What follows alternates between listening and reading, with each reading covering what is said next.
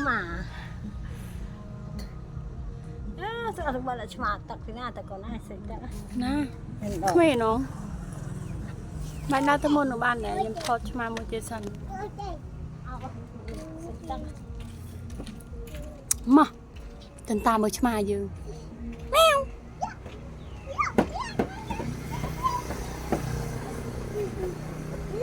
mưa mà nó ai mưa không ai à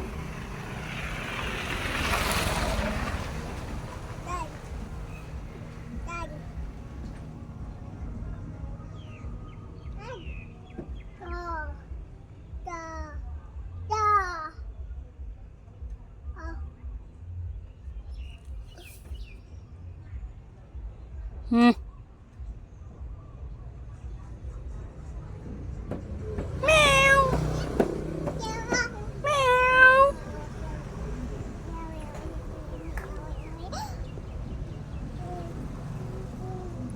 mới mà bị chọn tên na tên ta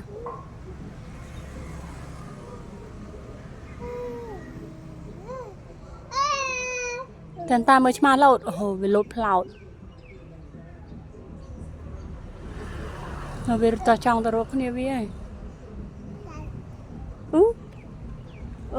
về tới bạn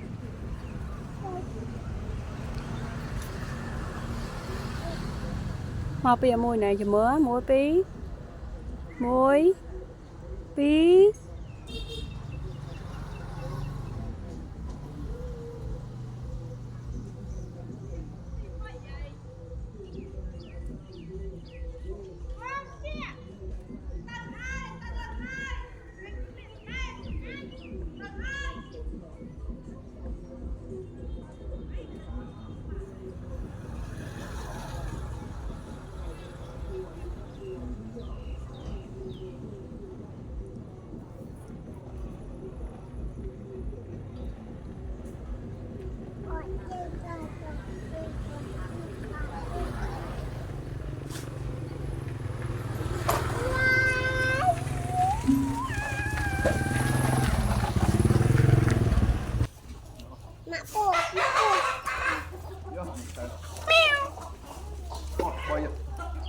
không cần đây bà bình tĩnh Nama tiga.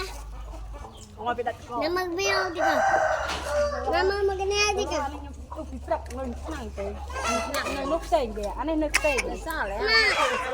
đang là những ăn mời tiền anh sẽ lo những nút sền nơi xoa chân là đều ấy